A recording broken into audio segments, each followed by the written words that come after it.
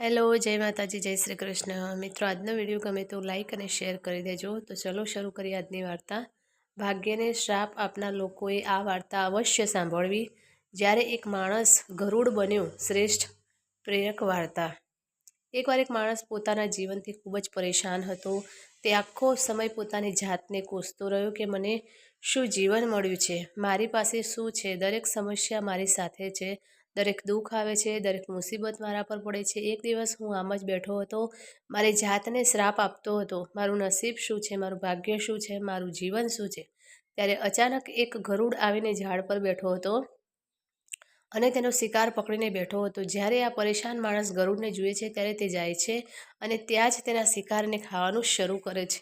તો તે કહેવા માંડે છે કે આ કેવું જીવન છે, તે કેવું જીવન જીવે છે. તેને ખાવા પીવાની પહેરવાની ચિંતા નથી કે તે પોતાના પરિવારનો શિકાર નથી કરતો અને ખુલ્લી હવામાં ફરે છે. ક્યારેક અહીં અને ત્યાં આખો દિવસ આકાશમાં ઉડતું રહે છે. આ જ વાસ્તવિક જીવન છે. જીવન જીવવામાં આવે છે અને પછી તે આકાશ તરફ જુએ છે અને જોરથી બૂમો પાડે છે કે કાશ હું પણ ગરુડ હોત, મને પણ કોઈ દુઃખ ન હોત, મને પણ કોઈ સમસ્યા ન હોત. કાશ હું પણ હોત એક ગરુડ. એવું થાય છે કે જ્યારે તે 2 થી 3 વખત જોરથી બૂમો પાડે છે કે કાશ હું ગરુડ હોત, તો હું પણ ઉદાસ ન હોત, મને પણ કોઈ સમસ્યા ન હોત. ત્યારે અચાનક આકાશમાં વીજળીનો ગડગડાટ શરૂ થાય છે અને આકાશમાંથી અવાજ આવે છે કે હે મનુષ્ય, શું અમે સાંભળ્યું છે કે તમે અમારા દ્વારા આપવામાં આવેલા જીવનથી પરેશાન છો અને તમે ગરુડ બનવા માંગો છો? તો આ વ્યક્તિ આશ્ચર્યચકિત થઈ ગયો આકાશમાંથી આ અવાજ સાંભળવા માટે અને આકાશ તરફ જોઈને તે કહે છે કે હા, હું ખરેખર મારી આ જિંદગીથી ખૂબ જ પરેશાન છું, કારણ કે દરેક સમસ્યા મારી સાથે છે, દરેક દુઃખ મારી સાથે છે, દરેક સમસ્યા મારી સાથે છે. પછી ફરી એક આકાશમાંથી અવાજ આવે છે કે હે મનુષ્ય, ફરી એકવાર જરા વિચારો અને અમે તને ખૂબ જ સુંદર જીવન આપ્યું છે, પરંતુ જો તમે હજુ પણ ઈચ્છો છો કે અમે તમને ગરુડમાં ફેરવીએ તો અમે તમને ગરુડ બનાવીશું, પણ જો એકવાર અમે તમને બાજ બનાવી દઈએ તો અમે તમને બાજમાંથી ફરી માણસ નહીં બનાવીએ. તો આ માણસ તરત જ જવાબ આપે છે કે મેં સારું વિચાર્યું છે કે મારે બાજ બનવું છે અને એકવાર હું બાજ બનીશ તો હું ક્યારેય નહીં બની શકું. ફરી કરો, હું એમ નહીં કહું કે મારે માનવી બનવું છે. ત્યારે જ ઉપરથી અવાજ આવે છે કે તમારી ઈચ્છા મુજબ, અને તે વ્યક્તિ ગરુડ બની જાય છે. તે ગરુડ બનતાની સાથે જ તે વ્યક્તિ ઉડવા લાગે છે ખુલ્લી હવામાં. ક્યારેક તે અહીં અને ત્યાં ઉડે છે, ક્યારેક તે ત્યાં ઉડે છે અને તે વિચારે છે કે આ કેવી મજાની જિંદગી છે. આ જ વાસ્તવિક જીવન છે. કોઈ ચિંતા નથી, કોઈ સમસ્યા નથી, કોઈ ડર નથી. તે આખો દિવસ આકાશમાં ઊંચે ઉડતો રહે છે. તે પોતાની પાંખોને 2-3 મિનિટ સુધી ફટકાવે છે, ત્યારબાદ તે તેની પાંખો મારવાનું બંધ કરી દે છે અને લાંબા સમય સુધી હવામાં તરતું રહે છે. તેમજ હવામાં તરતી વખતે જ્યારે સાંજ નજીક આવે છે ત્યારે તે વિચારે છે કે તેની પાસે પણ હોવું જોઈએ રહેવાની જગ્યા, જરૂરી મારું પોતાનું ઘર હોવું જોઈએ, હું રાત્રે આરામ કરી શકું એવી જગ્યાનો વિચાર કરીને તે નાની લાકડીઓ ભેગી કરવા માંડે છે અને ઊંચા ઝાડ પર પોતાનો માળો બનાવવાનું શરૂ કરે છે. એક પછી એક લાકડીઓ ભેગી કરીને તે પોતાના માટે એક સુંદર માળો તૈયાર કરે છે અને રાત્રે હું તેમાં સૂઈ જઈને વિચારે છે કે હું સવારે જાગીને શિકાર કરીશ અને સવારે ઉઠ્યા પછી ફરી મોજ મસ્તી કરીને ખુલ્લી હવામાં ઉડાન ભરીશ. સવાર થતાં જ તે શિકારની શોધમાં નીકળી પડે છે અને હવામાં ઉડતો રહે છે. તે ઉપરથી જાય છે અને જુએ છે કે તેને જમીન પર કોઈ શિકાર દેખાય છે તો હું તરત જ જઈને તેને પકડીને ખાઉં છું, પણ તેને કોઈ શિકાર દેખાતો નથી. ઘણો સમય પસાર થઈ જાય છે. તે ઊંચાઈ પરથી શિકારને શોધતો રહે છે, પરંતુ તેને કોઈ શિકાર મળતો નથી. પછી નજીકમાં એક જંગલ છે. તે જંગલમાં જાય છે એવું વિચારીને કે કદાચ તેને ત્યાં કોઈ સારો શિકાર મળે. તે જંગલની ઉપર ઉડીને શિકારને શોધતો રહે છે. તે જંગલની અંદર પણ જઈને શિકારની શોધ કરે છે, પરંતુ તે તેને ત્યાં પણ શોધે છે. જ્યારે શિકાર ન મળ્યો, જ્યારે સાંજ નજીક આવે છે ત્યારે તે નિરાશ થઈને તેના માળામાં પાછો ફરતો હોય છે. જ્યારે તે રસ્તામાં થાકી જાય છે અને એક ઝાડની ટોચ પર બેસી જાય છે. જ્યારે તે ઝાડ પર બેઠો હતો, તેની નજર એક બીમાર પક્ષી પર પડે છે, જે ઊંઘની અવસ્થામાં હોય છે. તે તરત જ જાય છે અને તેને પકડી લે છે, પાંખો કાઢીને ખાય છે. પંખી ખાધા પછી તે તેના માળા તરફ ઉડે છે અને રસ્તામાં વિચારે છે કે ચાલો, બીમાર પક્ષી, તે સાચું છે, પરંતુ ખાવા માટે કંઈક મેળવ્યા પછી તે તેના માળામાં પહોંચે છે અને આરામ કરવાનું શરૂ કરે છે અને વિચારે છે, હું સવારે સારો શિકાર પકડીને મારી ભૂખ સંતોષીશ. સવારનો પ્રકાશ આવતાં જ તે બહાર આવે છે, પોતાના શિકારની શોધમાં હવામાં ઉડતો રહે છે, પણ આજે ફરી તેને કોઈ શિકાર મળતો નથી. ઘણો સમય પસાર થાય છે, ઊંચાઈ પર જાય છે અને તેની તીક્ષ્ણ આંખોથી શિકાર શોધવાનો શ્રેષ્ઠ પ્રયાસ કરે છે, પરંતુ તેને કોઈ શિકાર દેખાતો નથી. પછી તે નજીકના જંગલ તરફ જાય છે, પરંતુ ત્યાં પણ તેને કોઈ શિકાર મળતો નથી. તે જ રીતે તે આખો દિવસ ઉડતો રહે છે અને જ્યારે સાંજ આવે છે, ત્યારે તે નિરાશ થઈને પાછો ફરવા લાગે છે અને ત્યાંથી નીકળી જાય છે. હું આવીને એક ઝાડ પર બેઠો છું એમ વિચારીને તે કદાચ આજે ફરી કોઈ બીમાર પક્ષી મારી રાહ જોઈ રહ્યું છે, પરંતુ દરેક વખતે નસીબ તેના પર મહેરબાન હોય છે. આજે તેને કોઈ બીમાર પક્ષી ન મળતા તે થાકી જાય છે અને તેના માળા તરફ પાછો ફરે છે, અને માળામાં પહોંચ્યા પછી તે ભૂખ્યો અને તરસ્યો સૂઈ જાય છે અને વિચારે છે કે તેણે ગઈકાલે સવારે એક મોટો શિકાર પકડ્યો છે અને આજે શું થશે, હું મારી ભૂખ પણ સંતોષીશ.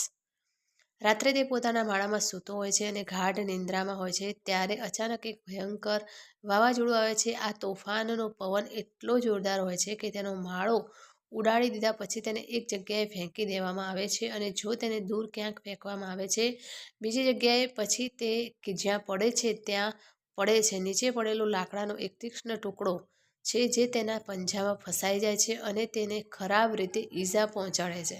તોફાન બંધ થયા પછી વરસાદ શરૂ થાય છે. ભારે વરસાદ ચાલુ રહે છે, પરંતુ કોઈક રીતે તે રહે છે, ઝાડ નીચે છુપાયેલ છે. તે પસાર કરવી મુશ્કેલ રાત છે. સવાર પડે એટલે વરસાદ બંધ થઈ જાય. વરસાદ બંધ થતાં ચારે બાજુ ખુશીઓ છવાઈ જાય. ચારે બાજુ હરિયાળી હોય, નદીઓ અને ધોધ ઝડપથી વહેવા લાગે. બધું પહેલાં જેવું થઈ જાય, પરંતુ આ ગરુડ હવે પહેલાં જેવું નથી રહ્યું. તેના પગમાં ખરાબ રીતે ઈજા થઈ છે. તેના પંજામાં લાકડા ફસાઈ જવાને કારણે તેનો પંજો ખરાબ રીતે ક્ષતિગ્રસ્ત થઈ ગયો છે, અને તમને જણાવી દઈએ કે ગરુડનો પંજો તેને પકડવો સૌથી જરૂરી છે શિકાર, કારણ કે ગરુડ તેના પંજા વડે તેના શિકારને પકડે છે, તેને પકડી લે છે અને પછી તેને ચાંચ વડે ફાડી ખાય છે. પરંતુ હવે ગરુડનો પંજો ખરાબ રીતે ઘાયલ થયો હતો અને તે છેલ્લા 2 દિવસથી ભૂખ્યો પણ હતો. તે ફરી પાછા બીમાર પક્ષી મળે તેવી આશામાં શિકારની શોધમાં થોડો ઉડે છે. તે થોડો સમય ઉડે છે, પણ પછી થાકી જાય છે ભૂખ અને પીડાને લીધે, અને આવીને ઝાડ પર બેસે છે. તે આવીને ઝાડ પર બેસે છે, પણ તેને ખબર નહોતી કે અહીં તેની રાહ જોઈ રહેલી બીજી મુસીબત છે, અને તે મુશ્કેલી એ હતી કે 8-10 કાગડાઓનું ટોળું એક સાથે તેને પરેશાન કરવા લાગ્યું અને તેના ઘા પર ચોંટવાનું શરૂ કર્યું. આ ગરુડ ઘાયલ પણ છે અને ભૂખને કારણે નબળો પણ છે. તેમને ટાળવા માટે થોડી ઉડે છે અને પછી બેસીને તેમને છુટકારો મેળવવાનો પ્રયાસ કરે છે, પરંતુ જ્યારે તેઓ તેની પાછળ આવે છે ત્યારે તે ફરીથી ઉડી જાય છે અને દૂર જાય છે, પરંતુ તેઓ તેને છોડતા નથી અને વારંવાર તેની નજીક આવે છે અને તેને હેરાન કરે છે. કાગડાઓ ઘણીવાર ગરુડ સાથે આવું કરે છે, પરંતુ પછી ગરુડ પણ તેમની સાથે રમત રમે છે. જ્યારે કાગડાનું ટોળું ગરુડને પરેશાન કરે છે અને તેમને છોડતું નથી, ત્યારે ગરુડ હવામાં સીધું ઉડવા લાગે છે. તે ઝડપથી સીધું ઉપરની તરફ ઉડે છે. એવું લાગે છે કે તે કાગડાઓ પણ તેની પાછળ ઉડે છે, પરંતુ થોડીવાર ઉડ્યા પછી કાગડા એટલી ઊંચાઈએ પહોંચી જાય છે કે તેમને યોગ્ય ઓક્સિજન મળતો બંધ થઈ જાય છે. તેમને ગૂંગળામણ થવા લાગે છે, તેમના શ્વાસ લેવાનું બંધ થઈ જાય છે અને પછી તેઓ ત્યાં જાય છે. આકાશની ઉપર જઈ શકતા નથી, પણ કારણ કે પક્ષી વાદળોથી ઉપર ઉડી શકે છે, તેથી જ તે ઉપર જાય છે. પરંતુ કાગડાઓ ત્યાંથી ઉપર જઈ શકતા નથી અને તેઓ નીચે આવવા માંડે છે. તેથી આ રીતે ગરુડ તેમનાથી છુટકારો મેળવે છે.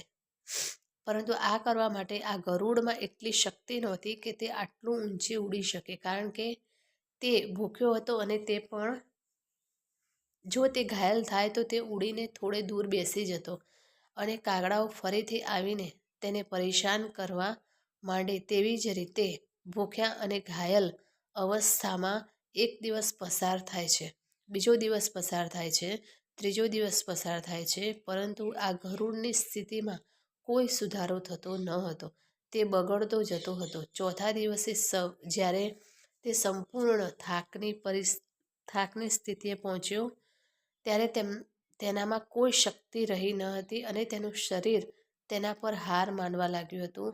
તો કોઈ રીતે તે ઉડીને નજીકના માનવ દવાખાનાની છત પર બેસે છે અને તે ત્યાંથી આવતા જતા દર્દીઓને જુએ છે અને તે પોતાની જાતને કહે છે કે જો હું આજે માણસ હોત, મને આવી નાની મોટી ઈજાઓની સારવાર મળી હોત, હોસ્પિટલમાંથી તેને લો અથવા કોઈને કહો કે હું ભૂખ્યો છું અને પરેશાન છું, મારી સાથે આ સમસ્યા છે.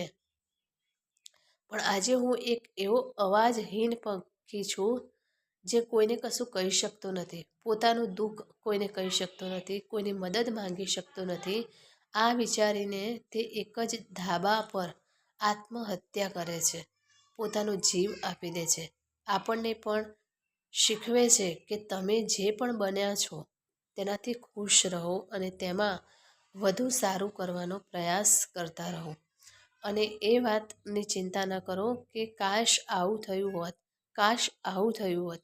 તમે બની શકો. તમે જે પણ રીતે સર્જન થયા છો તે રીતે તમારું શ્રેષ્ઠ કરવાનો પ્રયાસ કરતા રહો. મિત્રો, આ વાર્તા કાલ્પનિક છે, પરંતુ તે આપણને જીવનનો એક ખૂબ જ મહત્ત્વપૂર્ણ નિયમ શીખવે છે કે આપણે જેવા છીએ તેવા સારા છીએ. આપણે અમારું શ્રેષ્ઠ પ્રયાસ કરતા રહેવું જોઈએ. આભાર. તો મિત્રો, આ કહાની તમને કેવી લાગી તે કોમેન્ટ કરીને જરૂર જણાવશો અને વિડીયો પસંદ આવ્યો હોય તો લાઈક અને શેર કરજો તથા ચેનલ પર નવા હોય તો ચેનલને સબસ્ક્રાઈબ કરી દેજો. ફરી મળીશું એક નવા વિડીયો સાથે. નમસ્તે, જય માતાજી, જય શ્રી કૃષ્ણ, હર હર મહાદેવ. Thanks for watching.